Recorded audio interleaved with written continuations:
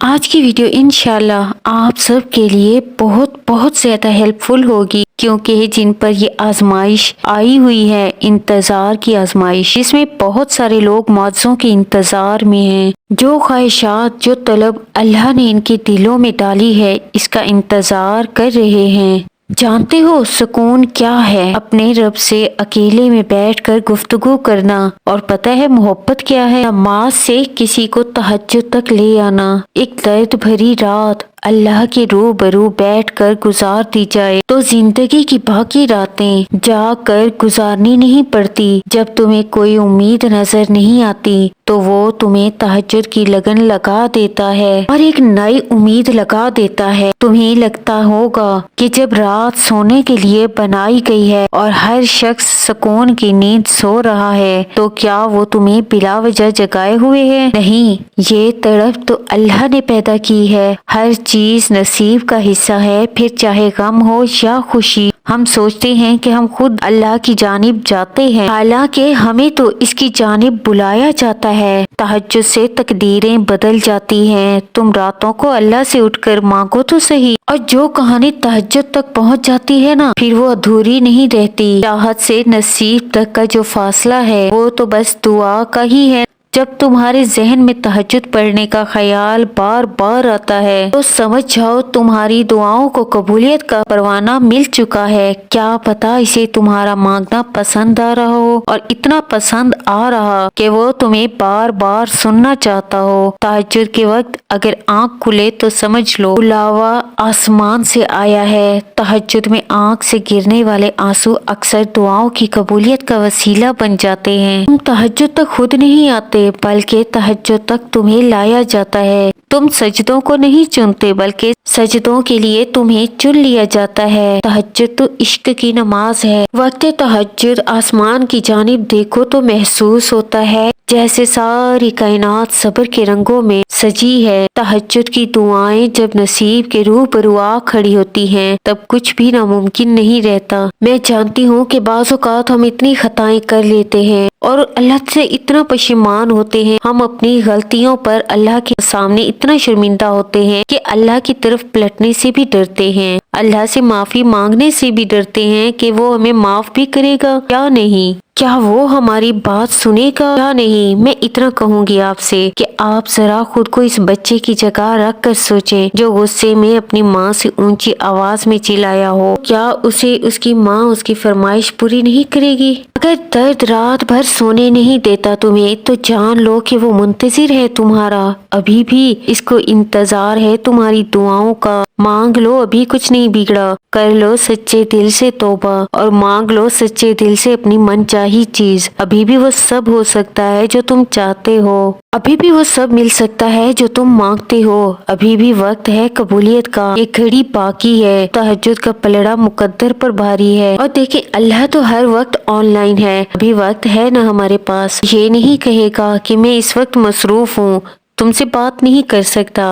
وہ یہ بھی نہیں کہے گا کہ پہلے میری سیکرٹری سے اپائنٹمنٹ لے لو۔ وہ تو ہر وقت تمہاری کال کا منتظر ہے، تمہیں ویلکم کرے گا، خوش ہوگا، تمہارے گناہ بخش دے گا، تم پر رحمت کرے گا، تمہاری دعاؤں کے مقابلے میں کئی گناہ تمہیں بخشش دے گا، تم پر رحمت کرے گا، تمہاری دعاؤں کے مقابلے میں کئی گناہ زیادہ دے گا، دنیا میں بھی اور آخرت میں بھی۔ تو پھر دیر کس بات کی ہے؟ بات کرنا شروع کر دو کہ it is never too late.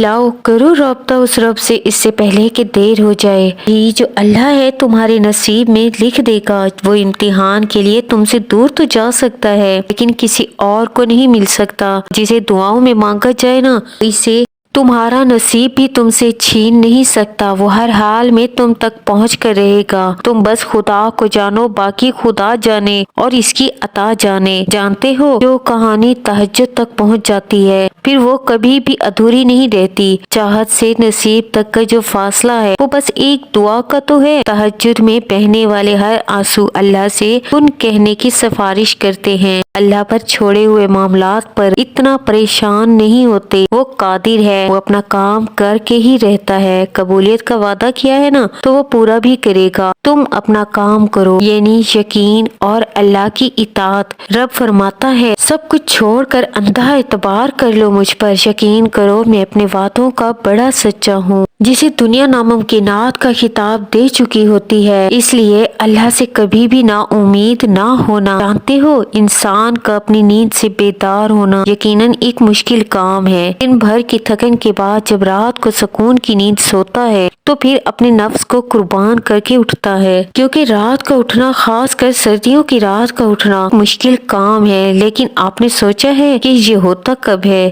तब होता है जब आपको कोई बहुत बड़ी तलब हो, आपको अल्लाह से प्यार हो, और जब आप अल्लाह से बातें करना चाहते हो। और बात भी कब? जब आप सुकून की नींद सोना चाहते हो। ये बहुत बड़ी सादत की बात है कि सर्दियों की सर्द तरीन रातों में जब कोई उठकर अल्लाह के सामने खड़ा हो जाता है ना, और कहता है अल्लाह मैं आ गया तेरे दर पर। सोचें, ऐसे में अल्लाह पाक अपने ऐसे लोगों से कितना खुश होते होंगे और इनके लिए क्या क्या फजीलतें और इनामात रखे होंगे। आप और मैं बस अंदाजा ही कर सकते हैं। सुना है जब कोई इंसान खासकर जवानी में सर्दियों की ठंडी रातों में अपना गर्म पुरसकून बिस्तर छोड़कर नमाज तहज्जुद के लिए उठता है और वजू करता है और अल्लाह के सामने नमाज के लिए खड़ा हो जाता है, जब वो अपनी मनचाही चीज अपने अल्लाह से मांगता है, वो रब तुम्हारी मांगी दुआ पर तुम्हारी मनचाही चीज को कुन फरमा देता है। और अल्लाह तो अपने ऐसे प्यारे बंदे को देखकर बहुत मुस्कुराता है, बहुत खुश होता है। आप जरा इस बात का तस्वीर तो करें, वो बंदा कैसी अजमत और शान वाला है जिसको देखकर अल्लाह मुस्कुराता है और फरमाता है। फिर अल्लाह पाक फरिश्तों को गवाह बना कर कहता है, ऐ फरिश्तों तुम गवाह हो जाओ, मेरे इस बंदे ने मुझसे जो मांगा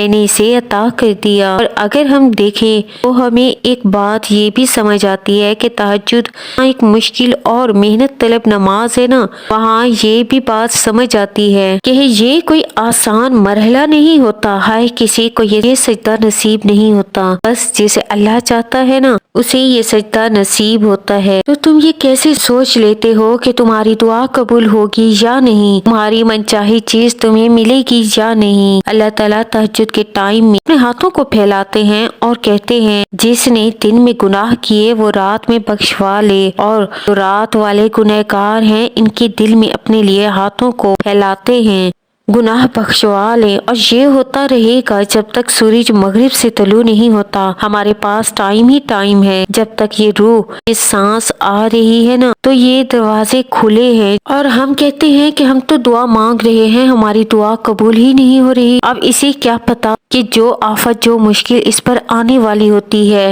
इसके आगे आपकी मांगी हुई दुआ आ जाती है जो इस आफत को आने से रोक देती है। इंसान जल्द हार जाता है, बहुत इसे अपनी दुआ की कबूलियत की जल्दी होती है। अगर ये भी ना हो तो अल्लाह पाक क़यामत के दिन बेहतरीन बड़े बड़े अजर लिख देता है, पहाड़ जितने अजर देता है देगा। और अल्लाह फरमाएगा कि वो दुआएं हैं जो दुनिया में कबूल नहीं हुई थी, ये इनका अजर है। याद रखें, मायूस ना हो, दुआएं कभी रद्द नहीं होती, वो तुम्हारे एक आंसू को भी ज़ाय नहीं करता। यहाँ मैं वीडियो का एंड करती हूँ और उम्मीद करती हूँ कि आज की वीडियो ने आपकी बहुत ज्यादा हेल्प की होगी, मदद की होगी। मेरी दुआ है कि अल्लाह पाक आप सबकी मांगी एक एक दुआ को कबूल फरमाए। आप सब एक दूसरे के लिए आमीन लाजमी कहा करें, क्योंकि किसकी आमीन से किसकी दुआ कबूल हो कोई नहीं पता। किसकी मुश्किल दूर हो, किसकी तकलीफ दूर हो, किसकी बीमारी से शिफा मिले, किसको अपना मनपसंद शख्स मिल जाए, किसके आमीन से वो कौन खुश नसीब है, वो आप भी हो सकते हैं। क्योंकि जब हम किसी के रास्ते से कांटे हटाते हैं ना, तो अल्लाह पाक हमारे लिए भी आसानी पैदा फरमाते हैं। वीडियो अच्छी लगी हो तो कमेंट करके जरूर बताइएगा। मिलेंगे नेक्स्ट वीडियो में। अपनी बहन को दें इजाजत। अल्लाह हाफिज, जज़ाकल्लाह।